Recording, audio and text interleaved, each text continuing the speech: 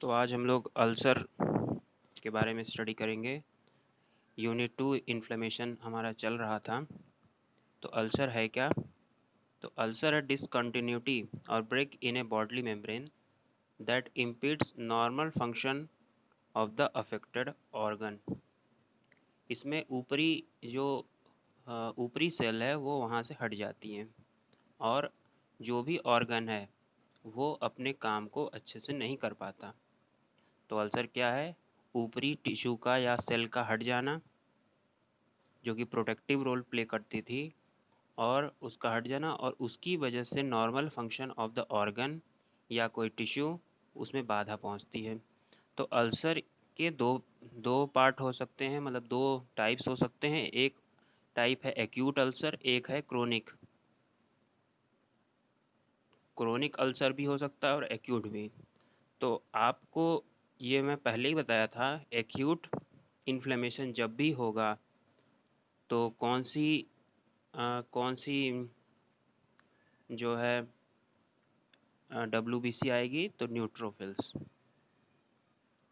Neutrophils जो है ज़्यादा एक्टिव हो जाएगी। और वहीं क्रोनिक की बात करें तो लिम्फोसाइट एक्टिव होंगी। इसका बेस्ट एग्जाम्पल है पेप्टिक अल्सर। तो जो गैस्ट्रो इंटेस्टिनल सिस्टम होता है उसमें कई प्रकार के अल्सर कॉज कर जाते हैं। ये अल्सर जो है किन कारणों से होते हैं, तो बहुत ज़्यादा हमारे जो स्टमक में एसिड बनने की वजह से, या फिर हेलिकोबैक्टर पायलोरी नाम का एक बैक्टीरिया होता है हमारे गट में, जो कि हमारे अ, हमारे जो स्टमक की लाइनिंग है, यानी स्टमक वॉल की लाइनिंग जो है उसमें म्यूकस मेम्ब्रेन होती है, और उसी म्यूकस में हाँ बाइकार्बोनेट के भी जो है बेसिक जो होता है, बेस जो होता है, क्षार जिसे कहा जाता है, वो वातावरण वहाँ रहता है नॉर्मल कंडीशन, इन फिजियोलॉजिकल कंडीशन। लेकिन जब भी हेलिकोबैक्टर पायलोरी पहुँचेगा वहाँ के म्यूकस मेम्ब्रेन को ख़त्म करेगा, और वहाँ एक प्रकार का वहाँ की मेम्ब्रेन को वहाँ से सेड कर देगा। वहाँ पे नेक्रोटिक सेल्स आ जाएंगी। तो नेक्रोटिक सेल्स जैसे हटेंगी वहाँ पर एसिड जो है पहुँचकर एक प्रकार का बर्निंग सेंसेशन कॉज कर देगा। तो peptic ulcer is very dangerous. तो इसमें जब हम खाना खाते हैं तो वो जो जहाँ पर अल्सर हुआ है वो जो है उसमें जो है पेन की अनुभूति होती है, उसमें पेन होने लगता है। तो दो जगह पे अल्सर हो सकता है। दो जगह पर अल्सर हो सकता है, या तो अल्सर होगा स्टमक रीजन में या तो होगा ड्वांडेनम रीजन में। तो ड्वांडेनल अल्सर एंड पेप्टिक अल्सर या स्टमक गैस्ट्रिक अल्सर बोल सकते हैं। तो इसके सिम्टम में भी अंतर देखने को मिलता है। यदि खाना खाने के तुरंत बाद आपको पेन होने लगा, यदि खाना खाने के तुरंत बाद ही आपको पेन होने लगा तो वो गैस्ट्रिक अल्सर की ओर इशारा कर रहा है। अगर खाना खाने के बहुत देर बाद पेन हो रहा है तो वो आपका जो है ड्वांडेनल अल्सर की ओर आपको दिखाया जा रहा है। तो आज का मेन टॉपिक है केमिकल मेडिएटर ऑफ इन्फ्लेमेशन। ये आज का मेन टॉपिक है। तो इसके बारे में पहले भी बताया था कि दीज केमिकल सबस्टेंसेस जो हैं are acting for mediators of inflammation as mediator of inflammation। तो इन्फ्लेमेशन कॉज करने के लिए ये जो केमिकल्स हैं ये इम्पॉर्टेंट रोल प्ले करते हैं। सबसे पहली बात है तो इसमें कई प्रकार के होते हैं, जैसे प्री फॉर्म्ड इन्फ्लेमेटरी मेडिएटर्स भी होते हैं, और कुछ जो है न्यूली सिंथेसाइज्ड, जैसे मास्ट सेल के अंदर जो है, मास्ट सेल आप जानते होंगे ये टिश्यूज़ में होता है जनरली, और इसके अंदर जो है हिस्टामीन जो है पहले से रहता है, पहले से जो ग्रैनुल्स के फॉर्म में, ग्रैनुल्स के अंदर जो है हिस्टामीन रखा रहता है, प्री फॉर्म्ड रहता है। उस मास्ट सेल के अंदर। और उस मास्ट सेल को जब भी कभी भी कोई स्टिमुलस आएगा, जैसे कि कोई इंजरी हो गई, किसी प्रकार का कोई केमिकल आ गया, या C5a वगैरह जितने इम्यून मेडिएटर्स हैं, ये सब जैसे उसके कांटेक्ट में आएंगे, वो अपना हिस्टामीन जो है, पूरे के पूरा हिस्टामीन जो है बाहर की ओर अपने एक्स्ट्रा सेलुलर कंपार्टमेंट में सब डाल देगा, और जिसके वजह से वहाँ पर बहुत ज़्यादा जो है हॉटनेस, रेडनेस और वेसोडाइलेशन की कंडीशन उत्पन्न हो जाएगी। इसका जो है बहुत ज़्यादा रोल है, हिस्टामीन का जो है बहुत ज़्यादा इम्यून रिस्पॉन्स है। और भी बहुत सारे, जैसे कि histamine, serotonin, heparin, lysosomal enzyme, बहुत सारे और भी हैं जो कि मेडिएटर का काम करते हैं। और कुछ हैं न्यूली सिंथेसाइज्ड, जैसे कि कीमोकाइंस, साइटोकाइंस, एराकिडोनिक एसिड।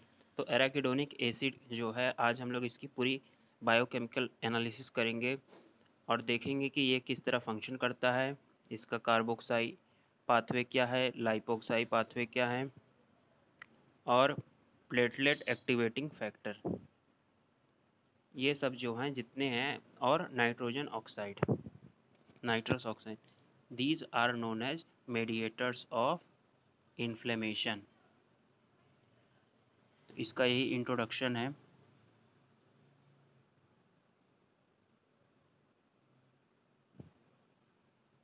देखिए, ये जो सेल आपको दिख रही है, इसके अंदर जो है प्री फॉर्म्ड मेडिएटर पहले से मौजूद हैं इन ग्रैनुल्स में, जैसे कि हिस्टामीन और सेरोटोनिन। ये जो इसका सोर्स क्या है, तो मास्ट सेल में पाई जाएगी, बेसोफिल्स में। मैंने एक एग्जांपल दिया था मास्ट सेल, लेकिन कई जगह पाई जा सकती हैं, जैसे 3 जगह पाई जा रही हैं, मास्ट सेल, बेसोफिल और प्लेटलेट्स। ये जो है प्री फॉर्म्ड है, पहले से ही मौजूद हैं सेल्स के अंदर। अब इसके बाद आ रहा है न्यूली सिंथेसाइज, ये इंडोप्लाज्मिक रेटिकुलम के द्वारा सिंथेसाइज्ड हो रही है। क्या क्या मेडिएटर हैं, prostaglandins, leukotrienes, platelet activating factor, reactive oxygen species, nitric oxide, इन सब की अलग अलग मैकेनिज़्म है, इन सब की अलग अलग बायोकेमिकल मैकेनिज़्म है। और इन मैकेनिज़्म को पढ़कर जो है फार्माकोलॉजी से इसे कोरिलेट कर दिया जाता है, जैसे कि नाइट्रिक ऑक्साइड इन्हिबिटर, या हिस्टामीन ब्लॉकर, सेरोटोनिन इन्हिबिटर। तो ऐसी ऐसी आपको कुछ मॉडर्न मेडिसिन जो है इसमें से प्रिस्क्राइब की जाती हैं, जो कि डायरेक्टली इन सब जगहों पर, इन सब बायोकेमिकल पाथवे पर डायरेक्ट एक्ट करती हैं। तो कॉम्प्लीमेंट एक्टिवेशन, डायरेक्ट प्लाज्मा, ये जो हैं लीवर से जो बन रही हैं, ये प्लाज्मा के अंदर मौजूद होती हैं, और ये जो हैं चलती रहती हैं ब्लड में। प्लाज्मा प्रोटीन डिराइव्ड, तो सेल डिराइव्ड मेडिएटर इन्फ्लेमेशन, इसमें बहुत सारे tissue, macrophages, mast cells and endothelial cells at the site of inflammation, बहुत सारी चीज़ें बताई जा रही हैं कि ये सब वहाँ पे मौजूद हैं। अब आ रही है बात हिस्टामिन की बात। सब हिस्टामिन से शुरुआत है। तो histamine is produced by mast cell, जैसा कि आपने देखा ही है, basophil platelet. Pre form histamine is release from mast cells in response to variety of stimuli. कैसे कैसे स्टिमुलाई हो सकती हैं, तो देखिए, मास्ट सेल जो है हमेशा वहाँ बैठा रहता है। अगर उससे कोई स्टिमुलस नहीं है तो वो नॉर्मल कंडीशन में रहेगा। लेकिन अगर उसको आपने इंजरी दिया, हीट दिया, ट्रॉमा दिया, इम्यून रिएक्शन किसी प्रकार का हुआ, या C3 C5 जो कि हमारे ब्लड में मौजूद हैं, वो लीक करके वहाँ पे पहुँचे, तुरंत वो मास्ट सेल जो है प्री फॉर्म्ड हिस्टामिन को बाहर कर निकाल देगा, और वहाँ पर जो है स्वेलिंग वगैरह कंडीशन बन जाएगी। तो leukocyte derive histamine releasing protein, leukocyte derived histamine releasing protein, neuropeptide, certain cytokines. Histamine causes arterial dilation and देखिए इससे आर्टेरियल डायलेशन होगा, principal mediator of increase vascular permeability होगा, और ये हिस्टामिनेज इंजाइम से देखिए आप ये ब्लॉक हो जाता है।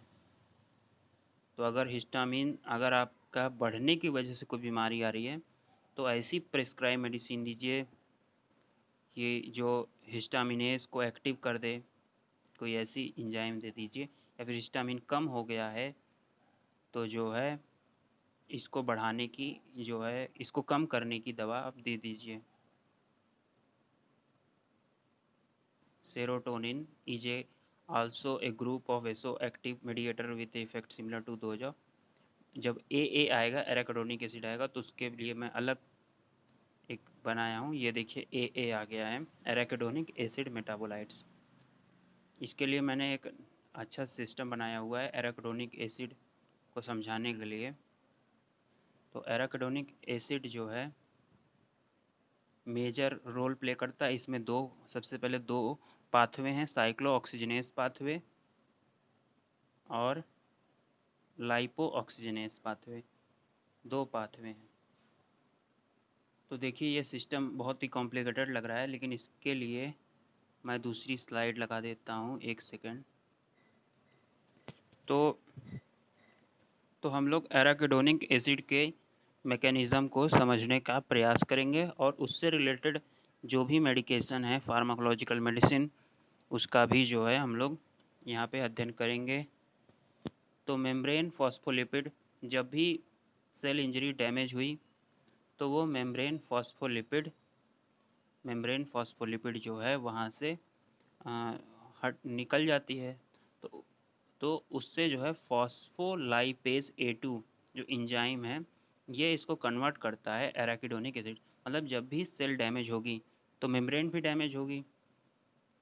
तो मेम्ब्रेन डैमेज कंडीशन में है तो उसको ख़त्म करने के लिए फॉस्फोलाइपेज A2 जो है उसको एराकिडोनिक एसिड में कन्वर्ट कर देता है। और ये जो स्टेप है ये एस्टेरॉइड से नेगेटिव में चला जाता है, मतलब ये फॉस्फोलाइपेज इंजाइम जो है रुक जाता है, अपना काम रोक देता है। तो आप अभी देखेंगे कि स्टेरॉइड से ही सारा इन्फ्लेमेटरी रिएक्शन जो है समाप्त हो जाता है। तो आज भी जब भी हमें कोई इन्फ्लेमेटरी रिएक्शन बहुत ज़्यादा होता है तो, और दर्द जो है और पेन जो है, हीट जो है बहुत ज़्यादा मात्रा में हो जाता है, तो हमें डॉक्टर प्रिस्क्राइब करते हैं स्टेरॉयडल ड्रग्स। अभी आप देखेंगे नॉन स्टेरॉयडल एंटी इन्फ्लेमेटरी के बारे में भी देखेंगे। तो स्टेरॉयड को देने का यही एक बायोकेमिकल पाथवे है जो कि फॉस्फोलाइपेज A2 को PLA2 को ब्लॉक करके आगे एराकिडोनिक एसिड में बनने ही नहीं देता। जब एराकिडोनिक एसिड बनेगा ही नहीं तो ना तो प्रोस्टाग्लैंडिन्स बनेंगे और ना ही ल्यूकोट्रीन बनेंगे। तो इन्फ्लेमेटरी रिएक्शन आएगा कहाँ? तो लेकिन अगर आप स्टेरॉयड नहीं ले रहे हैं तो तब तो ये बनेंगे। अब उसके बाद आ रही है बात, थोड़ी सी और डिटेलिंग में आप जाइए। तो एराकिडोनिक एसिड लिनोलोइक एसिड भी कहते हैं। और इसके बाद है ये जो पाथवे है, ये जैसे कि उधर में बट रहा था, दो पाथवे में बट जाता है। Arachidonic acid is divided into 2 parts. तो कॉक्स पाथवे जाता है, लॉक्स पाथवे कार्बोक्साई पाथवे में जाता है और लाइपोक्साई में जाता है। तो इस वाले पाथवे में ये है COX-1, ये है COX-2, मतलब प्लेटलेट वाला है COX-1, ये COX-2। क्योंकि COX ऊपर से आ रहा है तो ये प्रोस्टाग्लैंडिन बनाएगा। तो प्लेटलेट में बना देते हैं, ये प्लेटलेट में थ्रोम्बोऑक्सिन A2 बनाता है जो कि कोगुलेशन को प्रमोट करता है। क्योंकि कहीं इंजरी हुई है तो प्रोस्टाग्लैंडिन जो है प्लेटलेट के अंदर जाकर थ्रोम्बोएक्सिन बनाना शुरू कर देता है। तो ये जो है कोगुलेशन का प्रो फैक्टर है, एक प्रकार का कोगुलेशन में हेल्प करता है। अब प्रोस्टाग्लैंडिन दूसरा कॉक्स-2 पाथवे क्या है? इन एंडोथेलियल सेल PGI-1 PGI-2 जो है प्रोस्टासाइक्लिन जो है एंटीकोगुलेटिव इफेक्ट करता है। तो ये दो मेथड हैं। ये एंडोथेलियल सेल में अगर, क्योंकि एंडोथेलियल सेल में अगर आपका बहुत ज़्यादा क्लॉट जम रहा है तो वहाँ पर नेक्रोसिस होना बहुत ज़्यादा हो जाएगा। तो एंडोथेलियल सेल के अंदर आपका जो है कोगुलेशन होने नहीं देना है। तो उसके लिए एंटीकोगुलेटिव सब्सटेंस प्रोस्टासाइक्लिन का निर्माण जो है एंडोथेलियल में हो जाता है। तो बोथ हैव सेम रूट, मतलब कोगुलेशन और एंटीकोगुलेशन की दोनों सेम रूट हैं, बट डिफरेंस क्या है? तो ये प्लेटलेट के पास जाके और ये एंडोथेलियल के पास जाके, और इधर आ रहा है ल्यूकोट्रीन। ये सब सब्सटेंस अभी आगे बताया जाएगा कि बहुत ज़्यादा ब्रोंको कॉन्स्ट्रिक्टर हैं। अभी आगे की स्लाइड में आपको बताया जाएगा।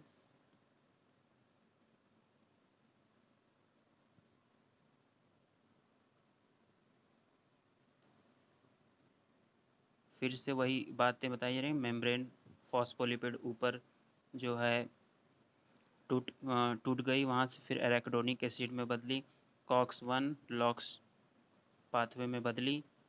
इसके बाद प्रोस्टाग्लैंडिन G2, मतलब उसका और विस्तृत रूप देख रहा है, क्योंकि प्रोस्टाग्लैंडिन्स बहुत तरीके के होते हैं। तो PGG2 वाला जो है वो PGGH2 में बदलता है। जितनी मतलब आप बायोकेमिकल एनालिसिस जितनी ही डिटेल करेंगे उतने ही आपके लिए ड्रग ऑप्शन बनेंगे। तो ये प्लेटलेट में जाके थ्रोम्बोक्सेन करता है। ये जो है थ्रोम्बोसिस करके ये थ्रोम्बोसिस का काम करता है और ब्रोंको कॉन्स्ट्रिक्टर है। वेसो कॉन्स्ट्रिक्शन भी करता है और प्लेटलेट का एग्रीगेशन कराता है। वहीं PGI-2 जो है प्रोस्टासाइक्लिन है और will keep the blood cyclin, मतलब ये याद करने के लिए बता दिया गया है कि प्रोस्टासाइक्लिन जो है ब्लड में को साइकिल करने के लिए प्रेरित रखता है। तो वेसो डायलेशन कराएगा और प्रिवेंट करेगा, क्योंकि मैंने बता दिया है एक बार कि वेसल्स में जो है आपका प्लेटलेट एग्रीगेशन नहीं होना चाहिए। अब आ रही है बात ल्यूकोट्रीन की। ये ल्यूकोट्रीन B4 जो है एक प्रकार का कीमोटैक्सिस वो है, कीमोटैक्सिस में भाग लेता है। कीमोटैक्सिस मैंने बताया था पिछली क्लास में कि ये एक प्रकार का ग्रेडियंट होता है ज़्यादा से कम की मात्रा में, जिससे जो है सेल्स वहीं पर अट्रैक्ट होती हैं। और ये जो ल्यूकोट्रीन्स C4 D4 E4 हैं, ये वेसो कॉन्स्ट्रिक्टर हैं। तो आप देखते होंगे अस्थमा के केस में ये ब्रोंको कॉन्स्ट्रिक्टर हैं। तो अस्थमा के केस में अगर ये वाला मेथड अधिक हो गया तो जो भी अस्थमा के पेशेंट हैं उनकी जो है हालत बिगड़ सकती है। अब इसके बाद आ रहा है प्रोसेस। ये जो है बहुत इम्पोर्टेंट है। इसमें आप देखेंगे कि कौन सी जो है मेडिकेशन से कौन सा स्टेप रुक जाता है, तो बहुत ही ज़्यादा ज़रूरी है। स्टेरॉयड देखे ही थे, स्टेरॉयड अगर दे दिए तो कोई इन्फ्लेमेशन नहीं होगा, ना ही आपका ब्रोंको कॉन्स्ट्रिक्शन होगा, ना ही आपका यहाँ पर जितनी प्रोसीजर हो रही थी वो होगा, कोई कुछ नहीं होगा अगर आपने स्टेरॉयड दे दिया। और ये इसके लिए पॉजिटिव सिग्नल क्या है? Tissue injury, thrombin, bradykinin, angiotensin, epinephrine, ये इसको पॉजिटिव देते हैं और स्टेरॉयड इसको रोकता है।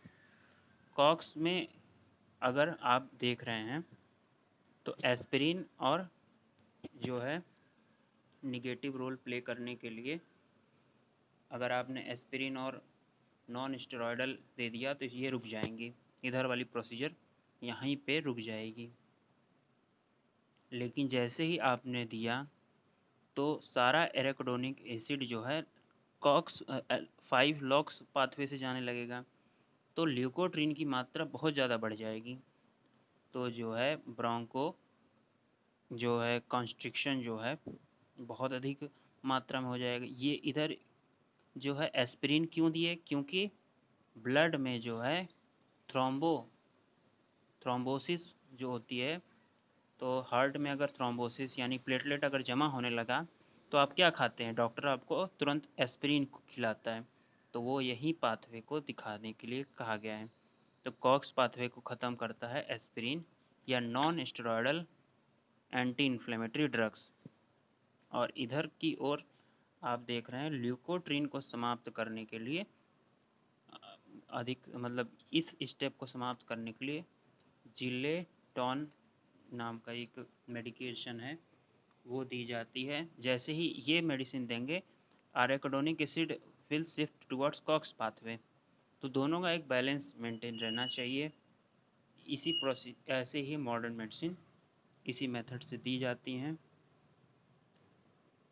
और एक और यहाँ पर एक और मेडिकेशन है मॉन्टेल्यूकॉस्ट। मॉन्टेल्यूकॉस्ट जो मेडिसिन है ये ल्यूकोट्रीन को जो हमारे लंग्स में मौजूद रिसेप्टर हैं उनसे बाइंड होने से रोक देता है। तो ये भी एक प्रकार की अच्छी मेडिसिन है फॉर अस्थमा पेशेंट्स।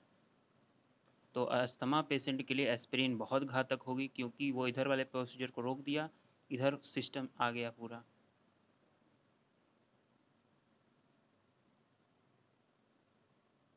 फिर जो है कॉक्स 1 और कॉक्स 2 के बारे में बताया जा रहा है, वही सब बातें हैं। बस ये बता रहा है कि देयर आर 2 टाइप्स ऑफ, ये कॉक्स 1 है, कॉक्स 2 है। Both COX 1 and COX 2 produce prostaglandin that promote pain, fever, inflammation. तो दोनों ही जो हैं पेन, फीवर, इन्फ्लेमेशन को ख़त्म कर रही हैं, और इनकी दवा जो है एस्पिरिन है। एस्पिरिन लेते ही ये प्रोसीजर रुक जाएगी पूरी तरह से। तो पेन भी ख़त्म हो जाएगा, फीवर भी, इन्फ्लेमेशन भी। लेकिन उसके साइड इफ़ेक्ट ये आएंगे कि अस्थमा जो है उधर एक्टिवेट हो जाएगा। तो अब ये लास्ट जो है स्लाइड है इसमें। तो now we understand why we use inhaled steroid for asthmatics. Asthma के लिए जो है इनहेल्ड स्टेरॉयड ली जाती है। ल्यूकोट्रीन इनहिबिटर फॉर अस्थमेटिक्स लिया जाता है, क्योंकि वहाँ ल्यूकोट्रीन इनहिबिटर ज़रूरी है। और एस्पिरिन इज एंटी प्लेटलेट, तो ब्लड थिनर है एस्पिरिन। तो हार्ट अटैक में एंटी एस्पिरिन दिया जाता है। एस्पिरिन लोगों के जेब में रख के रखा जाता है जिनको हार्ट अटैक आता है। तो steroid are most powerful anti inflammatory drugs. Aspirin can worsen asthmatic symptoms. तो अस्थमा में एस्पिरिन आप भूल कर भी ना लें, उसमें केवल एक ही दवा चलाई जा सकती है, ल्यूकोट्रीन इनहिबिटर्स, और वो भी जो है कंडीशन को देखकर। ये आपके बुक में भी लिखा हुआ है कई चीज़ें।